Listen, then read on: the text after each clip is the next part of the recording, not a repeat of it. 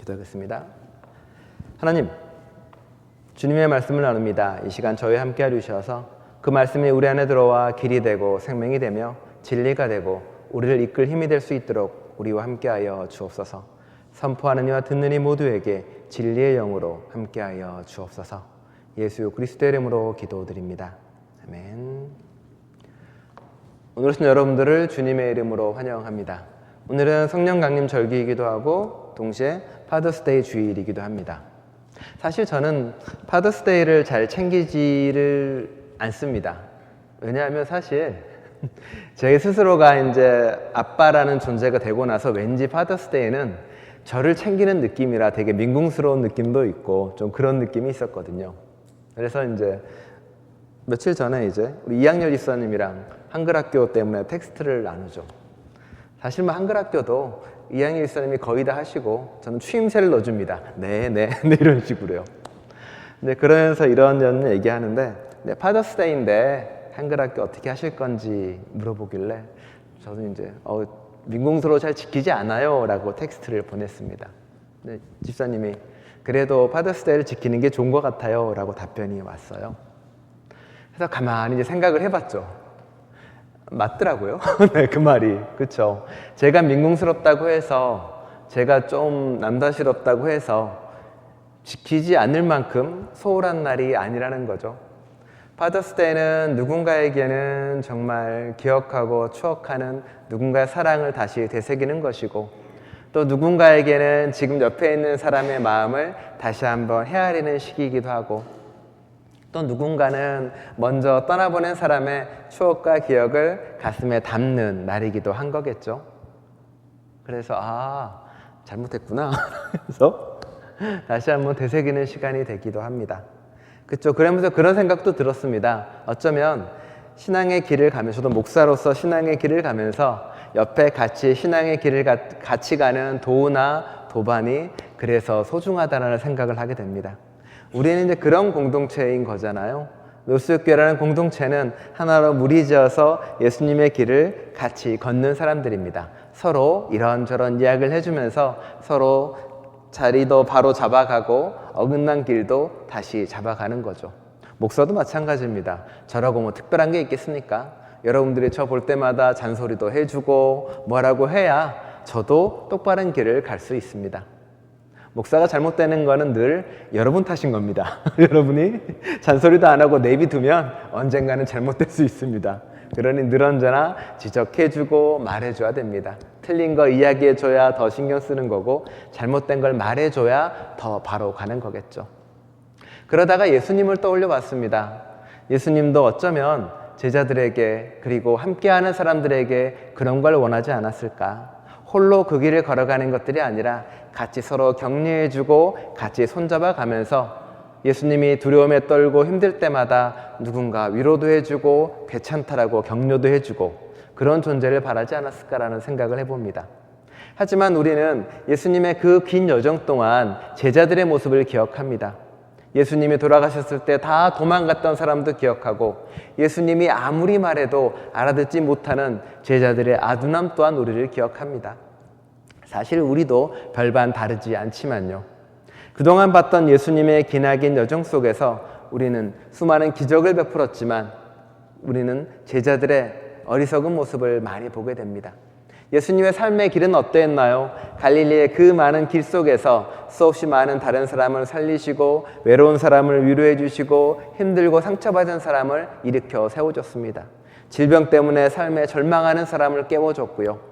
그리고 많은 사람들에게 깨우침과 일어섬의 기적을 베풀었던 존재입니다. 예수님이 그 길을 가는데 늘 외로웠을 것 같습니다. 길을 갈 수 있는 도우와 도반이 없었고 함께 갈 수 있는 벗이 부족했겠죠. 오늘 또 그 답답함에 대한 이야기가 나와 있습니다. 지지난주 한 달 동안 제가 쭉 이야기했던 설교의 기적의 이야기들은 다 그런 이야기였습니다. 눈도 뜨는 이야기, 더러운 영이 좀 없어지는 이야기. 벳세다의 시각장애인 같은 경우는 2번에 걸쳐서 눈을 뜨게 되는 거죠. 그게 사실 우리의 모습이기도 하고 제자들의 모습이기도 하다고 말씀드렸습니다. 예수님을 나는 분명히 봤다고 생각하지만 우리는 분명히 안다고 생각하지만 사실 그것은 제대로 보는 것이 아니라고요. 끊임없는 눈뜸을 통해서 우리는 새로 보게 되고 새로 만나고 새로 체험해야 된다고요. 그 사건이 있고 더러운 영에 쫓는 사건이 있었지만 여전히 제자들은 그리고 사람들은 예수님의 모습을 알지 못합니다. 예수님은 이제 갈릴리를 떠나 예루살렘으로 향하게 됩니다. 신앙의 중심 그리고 어떤 권력의 중심으로 한 발자국 한 발자국 다가갑니다. 제자들은 생각했습니다. 이제 드디어 예수님이 왕으로 올라오실 것이라고, 이제 영광의 자리에 들어서게 될지도 모르겠다고, 설레임과 두려움으로 제자들은 예수님을 따라갔다라고 성경은 적고 있습니다. 그런데 다양한 일들이 벌어지는데 가는 길 중에 오히려 그 길의 의미를 아는 사람은 예수님 혼자였겠죠. 죽음의 길이었고 고난의 길이란 걸 아는 사람은 예수님 오롯이 혼자였습니다. 가는 길 중에 이런 일이 벌어집니다. 어떤 부자 청년이 와서 예수에게 이야기를 하죠. 내가 어떻게 하면 구원을 받을 수 있겠습니까? 우리는 그 대답을 알고 있습니다. 예수님이 뭐라고 하죠? 그 대목은 보통 말하기 싫어하시던데, 제가 너희 가진 걸 모두 다 팔아서 가난한 사람에게 주어라 라고 이야기합니다. 제자들이 놀라죠. 놀랐다라고 끝납니다. 그걸로 끝나면 모르는데 예수님이 그 뒤에 한마디 더 합니다. 재산을 가진 사람은 예수님을 만나기가, 구원을 받기가 어렵다라고 이야기합니다. 그러자 뒷말이 또 나와요. 제자들이 더 놀랬다라고 나옵니다. 예수님이 한마디 더 합니다. 부자들은 하늘나라에 가기가, 낙타가 바늘구멍을 통과하는 것만큼 어렵다라고 이야기합니다. 그런데 문제는 요거를 받아들이기 사람들이 너무 힘드니까 그 뒤에 다양한 해석들을 합니다.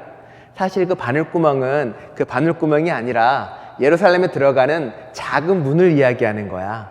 거기도 어떻게든 낙타가 꾸겨 넣으면 들어갈 수 있어. 뭐 이런 식으로 이야기하기도 합니다. 말도 안 되는 이야기고요. 부자들은 못 간다라고 예수님은 이야기합니다. 그렇죠? 근데 우리는 그걸 잘 듣기 힘들죠. 내 걸 다 팔라고? 근데 그 뒤에 뭔가 희망적인 이야기를 예수님이 해줍니다. 뭐라고 이야기하냐면 나를 위해서 자매나 부모나 자기 재산을 다 버린 사람은 그 뒤에 100배나 더 받을 것이다 라는 이야기를 듣습니다. 제자들이 어머나 100배나? 내가 로또도 아니고 부동산도 아니고. 그런데 자세히 보면은 좀 다릅니다. 뭐라고 이야기하냐면 자신의 부모나 형제나 재산을 버린 사람은 그 뒤에 보면은 부모도 100배, 형제도 100배, 자매도 100배, 재산도 100배가 될 거라고 이야기하는 겁니다. 무슨 이야기일까요? 헌금을 일부를 바치면 100불로 돌아온다는 이야기가 아닙니다. 내가 형제를 한 명 버리면 100명의 형제가 생긴다는 이야기인가요? 내가 가족을 버리면 100개의 가족이 생긴다는 이야기일까요? 그렇죠? 그건 초대교회를 기억하면 됩니다. 초대교회는 어떻게 살았나요? 자기 재산 다 내놓고 함께 살았고요. 그리고 예수를 믿는 모두가 다 가족이라고 생각했던 사람들입니다.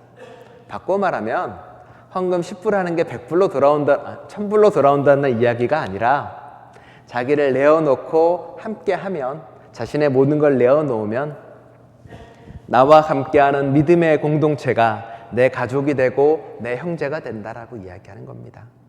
남 모르는 누군가가 예수님의 가족이 되어서 내 아버지가 되고 내 어머니가 되고 그렇게 100명의 형제가 생기고 100명의 가족이 생기고 네 거 내 거 없이 살아가니 내 재산이 100배가 되는 건 당연하다라고 이야기하는 겁니다. 다친다고 100개가 돌아온 삶이 아닌 거죠. 그런데 제자들은 그렇게 이해하지 않았나 봅니다. 제자들은 뒷부분만 들었죠. 그래? 재산이 100배가 된다고? 그래서 세베대 아들 야고보와 요한이 몰래 예수님을 찾아갑니다. 이렇게 이야기하죠. 주님, 저희 소원을 들어주십시오. 예수님이 물어봅니다. 너희가 원하는 것이 무엇이냐? 뭐라고 대답합니까? 주님이 영광의 자리에 있을 때 나는 주님의 오른편에, 우리는 주님의 왼편에 앉혀달라고 요청을 합니다. 그렇죠? 예수님이 왕 되면 우의정 좌의정 자리를 주세요라고 이야기하는 거죠. 그걸 듣자마자 다른 제자들이 화내죠. 내 자리는. 그 이야기가 벌어진 그 뒤의 사건이 오늘의 사건이 벌어집니다. 자, 제자들은 어떤 사람들이었나요? 여기서 예수와 같이 길을 가는 사람도 아니었습니다. 그저 예수에 머물면서 예수가 주는 걸 받고자 하는 사람이었죠. 그리고 예수가 어떤 모습인지 자신의 눈을 뜨서 보지도 못하는 사람이었습니다. 그렇죠? 오늘에 나오는 바디메오가 등장하는데 디메오의 아들이란 뜻의 바디메오입니다. 디메오라는 그 말의 뜻은 그 더러운 자 뭐 이런 뜻이 있습니다. 그러니까 더러운 누군가의 아들이다라는 뜻이겠죠. 사람 이름을 그렇게 짓진 않을 것이니 알고 보면 이것은 바디메오라는 사람은 결국 제자와 우리들을 상징하는 것이겠죠. 우리들의 상징이라는 말은 뭘까요? 예수와 함께 길을 가는 사람도 아닙니다. 그저 길가에 주저앉아 있습니다.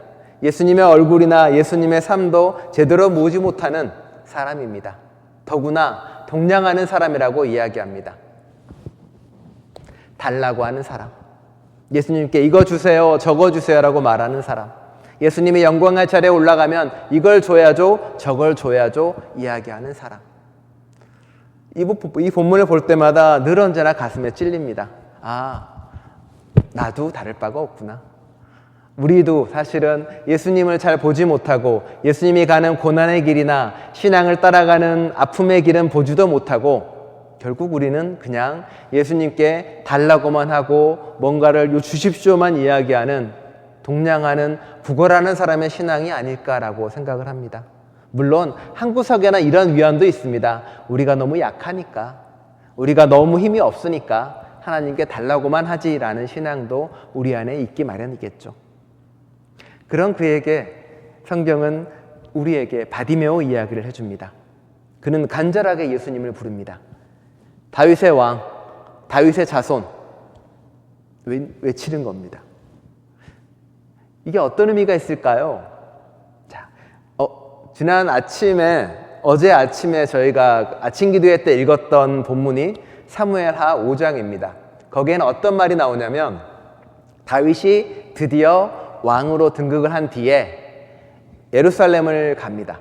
예루살렘의 여부스 족속이 지배하고 그곳에 들어가서 그 시온성을, 예루살렘 성을 점령하는 이야기가 나옵니다.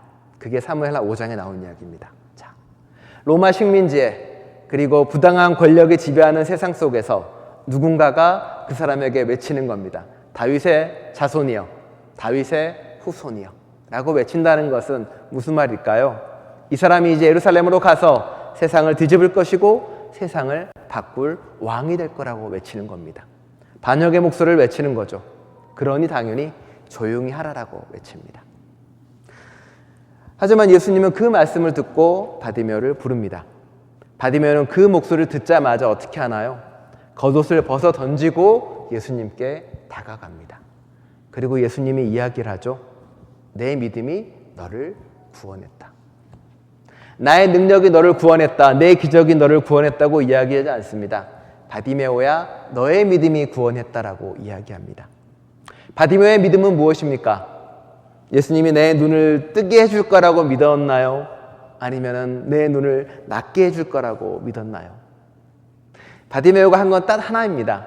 자신의 겉옷을 벗어 던지고 예수님 앞에 나아간 것. 겉옷이 뭐로 중요해라고 이야기하지만 중요합니다. 바디메오에게는 자신의 가진 모든 것입니다. 구걸하는 사람은 겉옷 하나만 가지고 자신의 모든 걸 드러냅니다. 보여주고요. 구걸하는 사람에게 그 겉옷은 자신의 모든 것이고 자신의 과거이고 자신의 생계 수단입니다.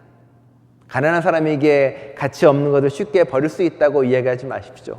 그에게는 삶의 전부였으니까요. 그걸 벗어 던지고 예수 앞에 나가야 비로소 보이는 것들이 있고 비로소 만날 수 있는 것들이 있습니다. 예수님은 우리에게 그걸 바라는 거죠. 여러분은 얼마나 많은 것을 내어놓고 예수님 앞에 나옵니까? 주세요가 아니라 예수님과 함께 하려고 나아갑니까? 예수님이 바디메오에게 똑같이 물어봅니다. 세베대 아들 야고보와 요한에게도 물어보죠. 너희가 나에게 무엇을 원하느냐? 그 사람들은 영광의 자리에 오른쪽 왼쪽을 원합니다 라고 대답을 합니다. 하지만 바디메오는 뭐라고 합니까? 내가 눈을 뜨기를 원합니다 라고 이야기합니다. 시각장애인이니까 당연한 거 아니야 라고 생각할 수도 있습니다만 오늘의 성경 본문은 세베대 아들 야고보와 요한이 진정으로 바라야 될 것이 무엇인지 우리에게 알려줍니다. 그리고 여러분들이 진정으로 바라야 될 것이 무엇인지 우리에게 알려주고 있는 겁니다. 여러분은 예수님이 물어보면 뭐라고 대답하시겠습니까? 예수님 나타나셔서 너는 나에게 무엇을 원하느냐라고 물으시면 여러분에게는 처음 어떤 생각이 떠오르십니까? 건강? 이런 게 떠오르겠죠. 나이든 권사님들하고 한국에서 성경 공부를 이렇게 한 적이 있습니다. 그때 세베대 아들 야고보와 요한 본문을 했어요. 그래서 영광의 자리에서 이렇게 좌우에 앉기를 원하고 아마 이 사람들은 권력과 물질을 원한 것 같다라고 이야기를 했어요. 근데 권사님들이 하시는 말씀이 에이고 그것들은 아직 젊어서 그래 라고 이야기를 합니다. 나이 들면 다 필요 없어 라고 이야기하고요.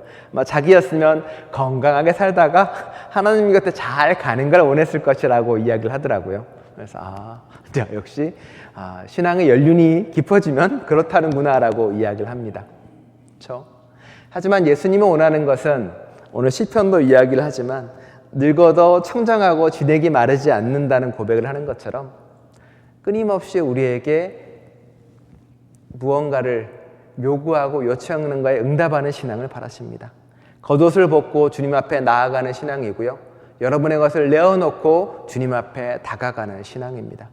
바디메오는 그걸 알았던 것 같습니다. 눈을 뜨고 그가 한 것은 뭐냐면 다 팽개치고 예수님을 따라가는 신앙을 하게 됩니다. 그의 신앙은 더 이상 달라고 요청하는 신앙이 아닙니다. 그의 신앙은 더 이상 길거리에 앉아있는 신앙이 아닙니다. 그의 신앙은 더 이상 눈을 감은 신앙이 아닙니다. 바디메오의 이야기는 우리에게 그렇게 보여줍니다. 여러분의 신앙은 어떠십니까? 우리의 신앙은 어쩌면 여전히 한 곳에 앉아 머물러서 달라고만 하는 신앙이 아닌가요? 눈 감은 채 예수님의 고난과 아픔은 보지 않은 채 그저 내 안의 것만 바라보면서 주님께 손 내미는 신앙이 아닌지요? 바디메오는 그 신앙을 넘어서서 따라가는 신앙으로, 눈뜬 신앙으로, 구걸하거나 동냥하는 신앙이 아니라 자신의 것을 내어놓는 신앙으로 바뀌게 되었습니다. 여러분도 그러하기를 원합니다. 여러분도 그런 신앙을 걸어갈 수 있기를 원합니다. 성경은 복음이라고 이야기합니다. 보는 신앙이 아니라 듣는 목소리로 복음의 소리를 듣고 복음의 소리로 바뀌고 여러분의 눈을 뜨고 삶이 바뀌어서 주님을 따라가는 저와 여러분 될 수 있기를 간절히 축원합니다. 기도하겠습니다. 주님, 종종 우리가 보고 있다고 믿습니다. 종종 우리는 우리의 신앙만이 옳다고 믿습니다. 종종 우리가 앉아있는 이 자리가 주님의 자리라고 믿습니다. 하지만 주님은 바디메오를 통해 우리에게 알려줍니다. 앉아있지 말고 일어서서 나와 함께 걸어가야만 된다고. 앉아서 손 내밀고 달라고 하는 것은 신앙이 아니라고. 눈을 감고 고난은 보지 않은 채 손을 내미는 것은 신앙이 아니라고 이야기합니다. 겉옷을 벗고 내어놓고 뛰쳐 일어나서 주님의 뒤를 따라가는 것이 신앙이라고 말합니다. 주님, 그런 신앙을 가질 수 있도록 이끌어 주옵소서. 앉아서 달라고 하는 신앙이 아니라 주님이 내게 원하는 것이 무엇인지, 주님이 원하는 것을 드리는 신앙이 될 수 있도록, 이웃이 내게 원하는 것이 무엇인지 주는 신앙이 될 수 있도록, 세상이 내게 원하는 것이 무엇인지 나누는 신앙이 될 수 있도록 저희와 함께하여 주옵소서.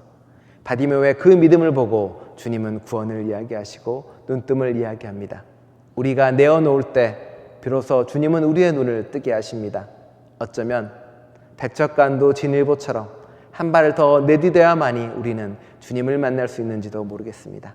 그런 신앙이 될 수 있도록 우리와 함께하여 주옵소서. 예수 그리스도의 이름으로 기도드립니다. 아멘.